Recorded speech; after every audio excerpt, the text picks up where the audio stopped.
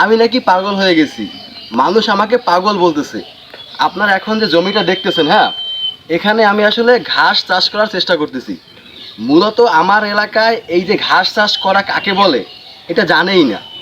ঘাস চাষ করার হার একদম 0%। অনেকে গরু পালে, ছাগল পালে, ভেড়া পালে, কিন্তু তারা জানে না যে ঘাস রোপণ করা যায়। আমি যখন হচ্ছে এখানে কাজ বাজ করতেছি, তখন আমাকে জিজ্ঞেস করছে অনেকে যে এখানে কী করবি, কেন কাটাকাটি করতেছো। তো আমি যখন তাদেরকে বললাম যে আমি এখানে ঘাস রোপণ করব, বলে ঘাস কি, ঘাস ঘাস দিয়ে কি হবে। তো আসলে তারা কিন্তু জানে না যে ঘাস রোপণ করা যায় এবং সেই ঘাস গরুর এবং ছাগলের খাওয়ানো যায়। তারা কি করে, খড়কুটা খাওয়ায়। আমি কিন্তু এই মনে হয় আমার এলাকায় প্রথম আমি এই ঘাস লাগানোর চেষ্টা করতেছি, কাজ করতেছি। তো অনেকে কিন্তু মনে করে ঘাস লাগাইলে হয় না, ঘাস আবার কেমনে লাগায়, খড়কুটা খাওয়াবে, ঘাস কেটে খাওয়াবে, যেটা এমনি হয়। কিন্তু ধানের মতো যে ঘাস চাষ করা যায় এটা কিন্তু মানুষ জানে না। আমি যখন বলছি যে আমি এখানে ঘাস চাষ করব, তখন আমারে বলতেছে পড়াশোনা করে কি পাগল হয়ে গেছে নাকি, যে পড়াশোনা করতে করতে পাগল হয়ে গেছে ছেলে, এখন সে ঘাস লাগাইতেছে। মানুষ ধান লাগায়, ভুট্টা লাগায়, গম লাগায়, শাকসবজি লাগায়, ও তা না লাগাইয়া ঘাস লাগাইতেছে।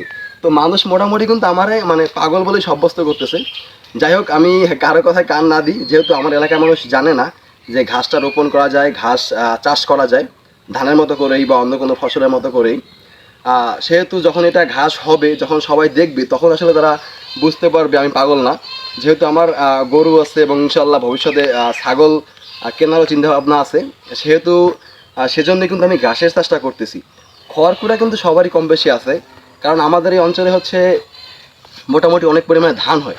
সবাই কিন্তু ওই নাড়া এবং হচ্ছে কুটা এবং ওই যে ঘাস যেগুলো হয় জমির পাশে বিভিন্ন জায়গায়, ওইগুলো কাইটে কাইটে আইনা খাওয়ায়।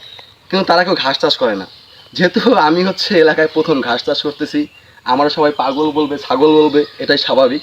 তো যারা আমার এই ভিডিওটা দেখবেন, আপনারা একটু আমাকে পরামর্শ দিবেন যে এখানে কোন ধরনের ঘাসটা লাগাইলে ভালো হবে এবং গরু এবং ছাগলের জন্য কোন ঘাসটা একসাথে খাওয়ানো যাবে।